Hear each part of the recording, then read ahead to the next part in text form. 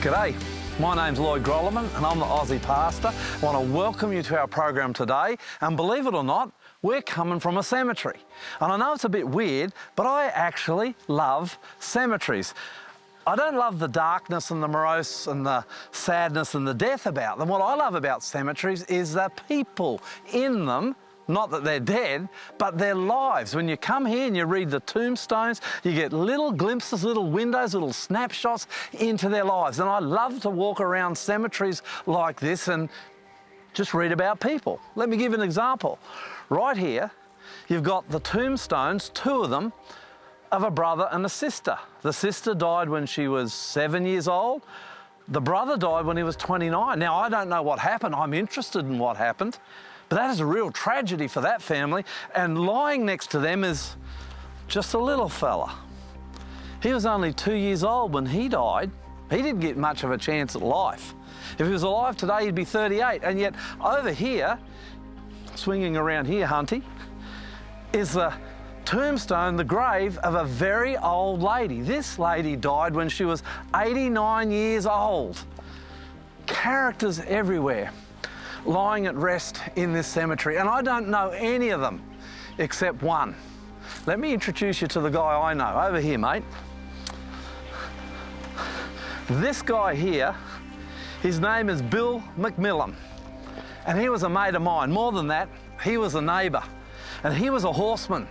And I'll tell you what, when he'd come along in his old battered car past my place down there, you'd want to have 2 or 3 hours, because when he stopped to talk, man, could he talk. But he was a character full of interest, and he was vibrant, and he died old of a heart attack, interestingly, on his way home from the doctor.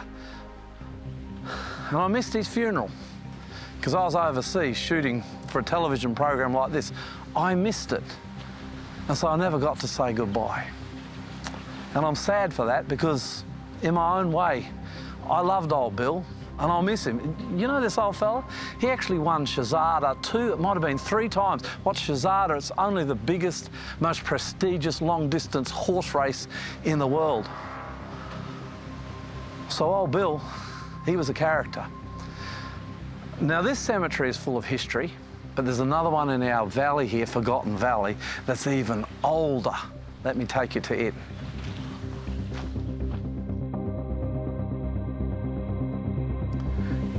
This is the St Albans General Cemetery.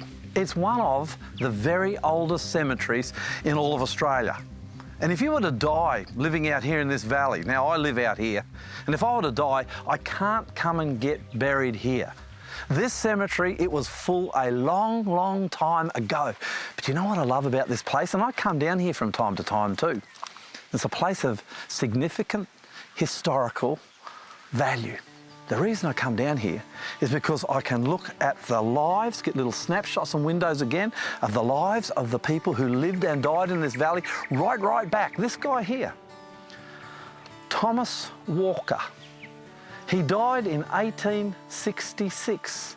That's a long time ago. And if you come around here, some of these people died not long after the first fleet. And no wonder, because it was this valley that they chose to be one of the major food hubs, food growing hubs for Australia in our early history. This guy here, William Douglas, died November 27, 1838, and he was 81, so you can guarantee this, he was not born here. Now look at this. I found this down the back here. This little plaque is the history of a family that came out here and settled this valley. It says here, Matthew Pearson Thompson, born Slingsby, Yorkshire. I'm guessing that's in England somewhere. He arrived on the 7th of February, 1814. And then his whole family is buried. And I walk very reverently here, because these are the remains of people who lived and loved in this valley. The remains of his whole family are in this family plot. And if you come down the back here, the further down you go, it seems the older the tombstones in this cemetery are, until you get down here, and these graves are so old and they've been here for so long, you can't even read the inscriptions. This is truly an amazing place. One of the saddest things of any cemetery, and it's in this one too, is the graves of all the little children. And there's a whole raft of them through this cemetery, little children who died long time ago, and this is one of them. This little fella, I can't tell you when he died, but I can tell you that he was 2 months old, only 2 months old. He's probably been laying there maybe for up to 200 years. And it begs a question, I've got to admit to you, every time I come and look through a cemetery, I ask the question, what happens to us human beings after we die? Is it the end? Are we just in the ground? Nothing? Or have we gone to heaven? Or have we gone to hell if we're bad, God forbid? Or are we in some halfway place called purgatory? Or perhaps we're in the New Age nirvana, or we've gone to Odin's Valhalla where he would take his Viking warriors to be with their fair maidens. Or have we been reincarnated? Are all these people walking around in new bodies somewhere on the earth today? What happens to us after we die? You know what the problem is? No one's ever been to death and come back to tell us. And so there's a whole lot of people out there just guessing. No one's been to death and oh, wait there, someone has. You know who that is? His name is Jesus. He went to death and he came back, and he knows the story. And so I want to open the Bible and I'll take you back to my studio. For once, it's just down the road. Take you to my studio. I want to open the Bible. I want to show you what Jesus says happens to you after you die. What's happened to all these people and what will happen to you. And I'll tell you what, this story gives me great assurance and great confidence as I approach my 56th birthday that when my time comes to die, I will be okay. So come on, let's go back, open the Bible and see what Jesus says. Welcome back to the studio. Today I want to tell you a story about a man called Lazarus. He was a friend of Jesus. He gets sick. And when he gets sick, Jesus is 2 days' walk away. And this is one of the most amazing stories in all the Bible because it's how Jesus goes to one of his friends and raises him from the dead. Jesus actually raised Lazarus from the dead. Now, in this story, you get little snippets of what happens to you after you die, little truths from Jesus himself. Now, a couple of months ago, I was in Israel and I saw this story firsthand. And so I want to take you to Israel now. Let's fly back and I want to tell you this story from Israel, and then we'll come back to the studio and I'll unpack some very important points in this story direct from the Bible. So come on, let's go to Israel.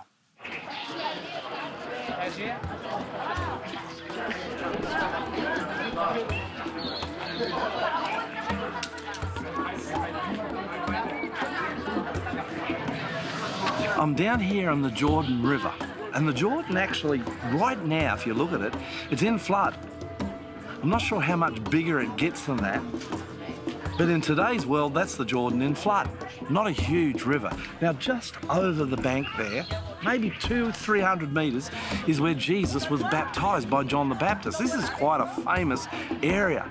And it was here in Bethany beyond Jordan, or Bethabara as some know it, that Jesus was when he first got the message that Lazarus was sick. But he didn't go. Now that surprised his disciples because Jesus is a really good friend of Lazarus, Mary and Martha, and he didn't go. They thought he'd rush off to heal him, but he didn't move. In fact, he stayed down here, and it's quite a pleasant area. He stayed down here for 4 days, 4 long days. Disciples eventually, they're trying to push him a little bit. And Lazarus is sick. Shouldn't we be going up there? Jesus said, look, Lazarus is asleep. Oh, well, if Lazarus is asleep, he's okay. And then Jesus looks at them. He says, Lazarus is dead. 4 long days he stayed here before he began the long journey. It is a long journey. It's all uphill to Bethany, where Lazarus, Mary, and Martha lived. This is one of the greatest stories in the Bible. Let's go up to Bethany where Jesus went, only we're going to drive a car. We're not going to walk.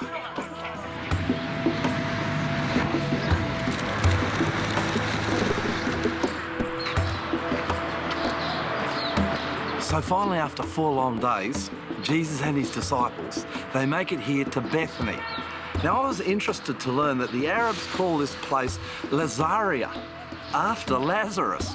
Incredible, isn't it? How these stories transcend culture. Now, I have been on the road that Jesus and his disciples walked from the Jordan, or just over the Jordan, right up here to Bethany. It's a long road, 30 kilometres, and this is what I found interesting and amazing, really.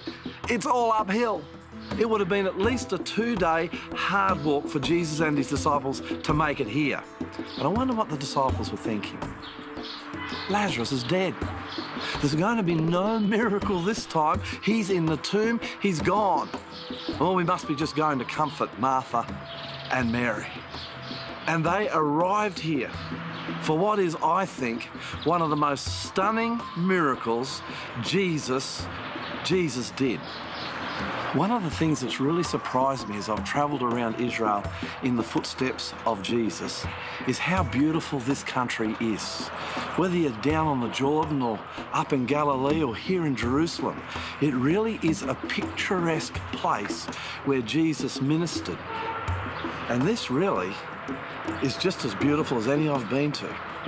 It's amazing.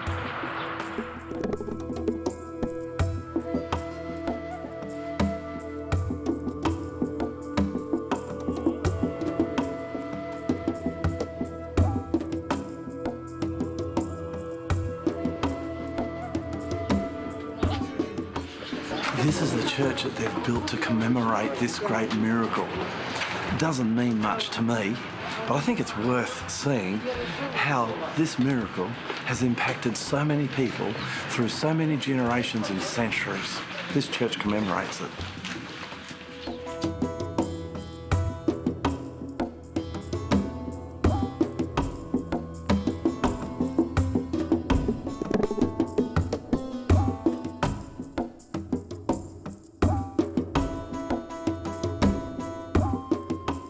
So this is the tomb. They say this is the tomb where Lazarus was buried for 4 days. Let's go down inside and have a look. I'm a bit claustrophobic. I hope this works. I actually haven't been down to check yet, but let's give it a go, Hunty.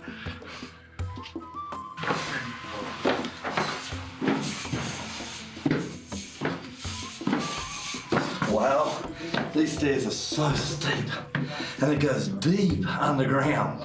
Very interesting for me, a claustrophobic, a little bit frightening, but let's do it, let's go.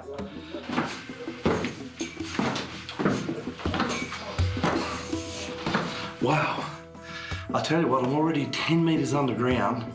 If this is Lazarus' tomb, he was buried deep, deep, deep. Let's keep going. This is so deep. I'm not sure I want to go down there. Oh, I suppose for the cause I will.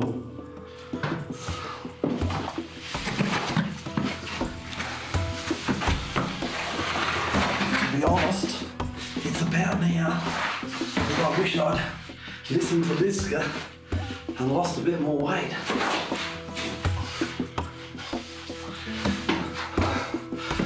Oh boy, this is very claustrophobic. Have a look in here. Lazarus was buried deep, deep, deep. And to be honest, I don't want to stay down here too long. Best I be dead before I come down to places like this. I reckon we're 20 metres underground. And this is where Lazarus was buried. And he'd been here for 4 days. Wow. I'd hate it if the power went out here. Wow.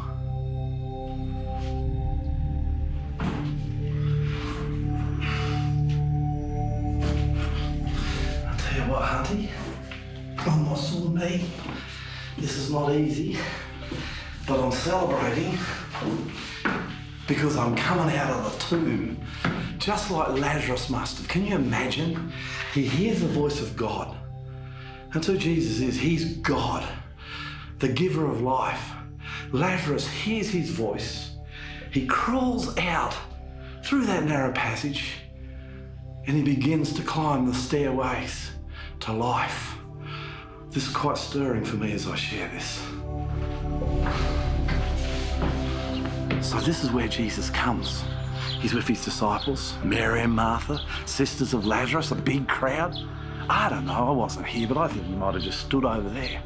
And he looks at the tomb and then he says, roll away the stone. But Master, he's been dead for 4 days. There'll be a terrible step. No, roll away but Master, roll away the stone. They rolled away the stone. And then Jesus looks at the tomb and he says, Lazarus, come forth. Now, it took me about 30 seconds to a minute to walk up those stairs. I believe there would have been a pregnant silence while everybody waited to see what happened. Then out through that doorway, dressed in grave clothes, came Lazarus. Jesus is the resurrector. He gives you life, and he, when you die, will one day resurrect you. Lazarus is the proof. Lazarus is the evidence. Praise God. It's why I've got such assurance, because I know at 55, even though I die one day soon, and life goes fast, even though I die, Jesus will come back. And as he resurrected Lazarus, he too will resurrect me. That is my hope. I believe it. I know it. And here's the evidence, an empty tomb.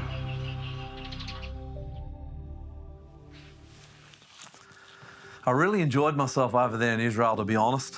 And that was one of the best stories I did over there.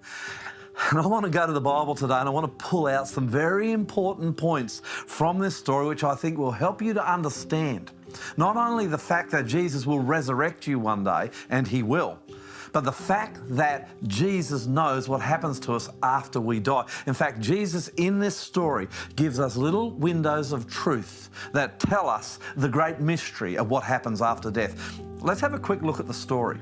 It's found in John chapter 11, and I'm going to read verse 1 and verse 3. It says, a man named Lazarus was sick. He lived in Bethany with his sisters Mary and Martha. Verse 3.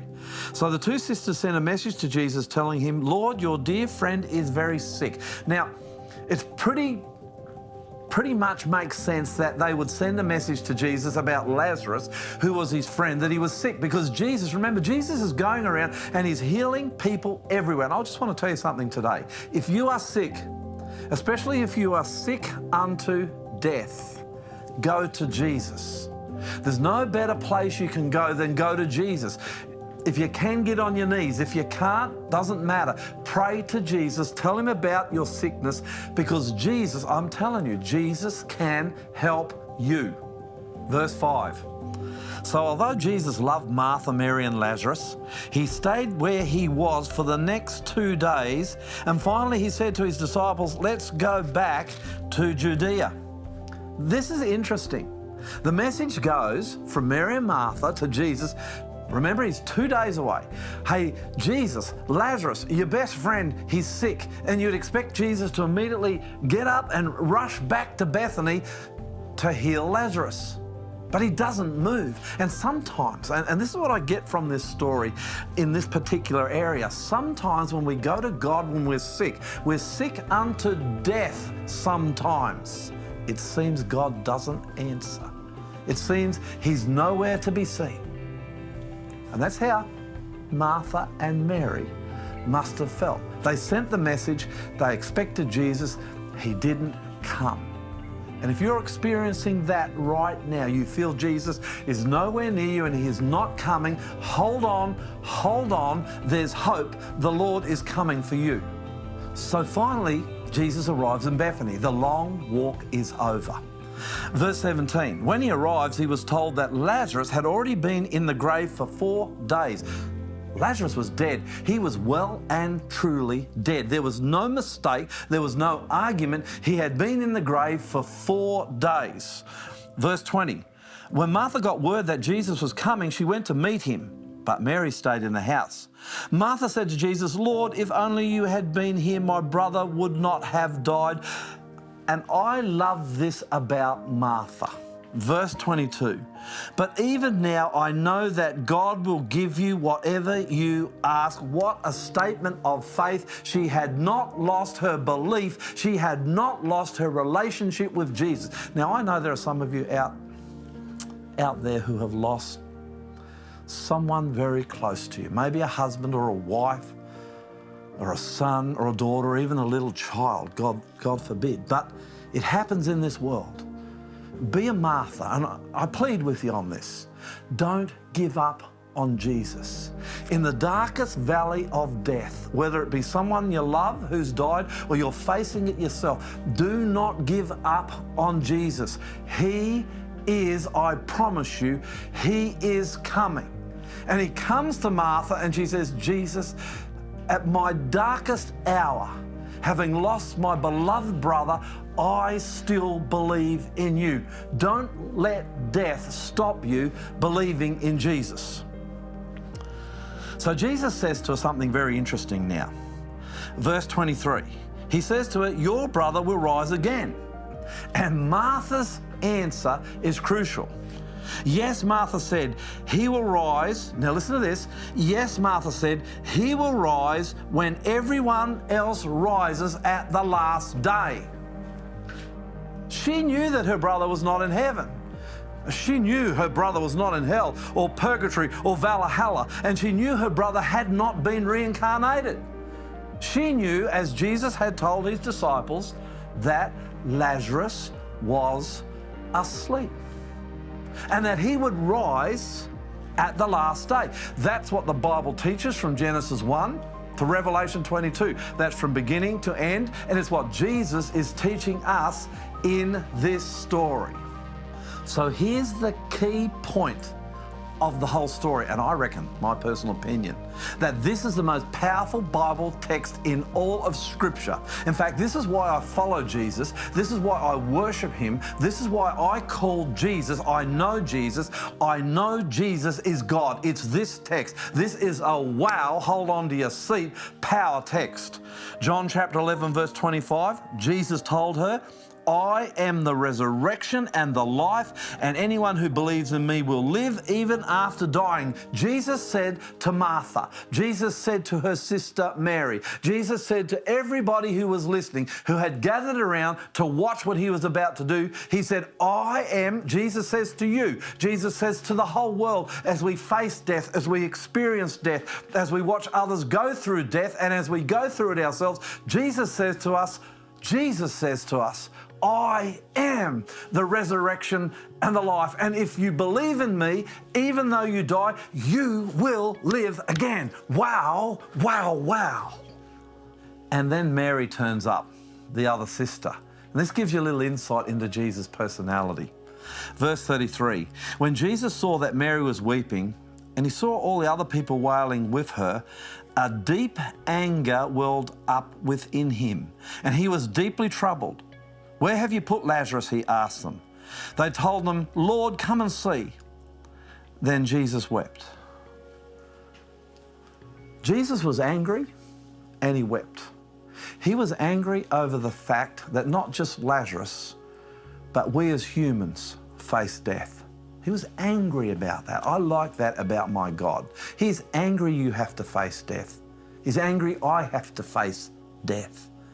And then He wept in sorrow that we who were designed to live, created to live forever, He wept that we had to go through the fear and the pain and the anxiety of death. I love that, Jesus. Then Jesus stands in front of Lazarus' tomb and shouts this. Verse 43, Lazarus, come out. And the dead man came out, his hands and feet bound in grave clothes, his face wrapped in a headcloth. And Jesus told them, unwrap him and let him go. Jesus resurrected Lazarus. And if Jesus can resurrect Lazarus, He can resurrect you. If you got to die, or if I got to die, then Lazarus' experience, it'll be ours too. Look at this. 1 Thessalonians chapter 4, verse 16 through to 18. This is a description of the second coming of Christ at the end of the world and how He will raise from the dead all those who believe in Him. Verse 16. For the Lord himself will come down from heaven with a commanding shout, with the voice of the archangel, and with the trumpet call of God. First, the believers who have died will rise from their graves, resurrection. Then together with them, we who are still alive and remain on the earth will be caught up in the clouds to meet the Lord in the air. Then we will be with the Lord forever. So encourage each other with those words. If you die, resurrection's coming. Death on this earth is not the end. There is hope. He who raised Lazarus will raise you if you are a believer. Just ask Jesus into your heart. Be a believer, and there is a future for you. God bless. This is a fabulous story. It's one of the best in all the Bible. And it says we've got a future. Even if we die, there is a future. And I love that about Jesus. I love that about Christianity. It's why one of the big reasons I serve him. But there's so much more I could share with you. So I want to invite you to go to AussiePastor.com. There's a lot more info there on this particular subject. Go there, you'll be surprised. My name's Lloyd Grolleman. I'm the Aussie Pastor and I love you. But I just cannot love you like Jesus, the great resurrection and the life. He loves you. God bless.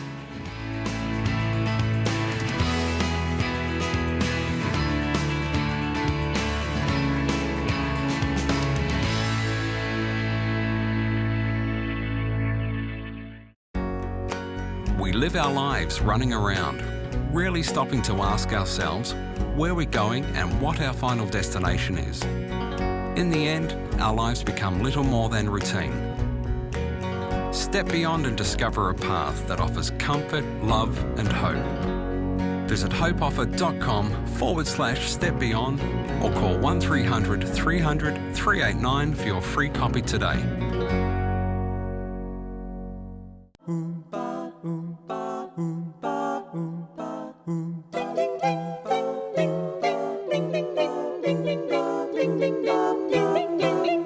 Doo-ba-doo-ba-doo.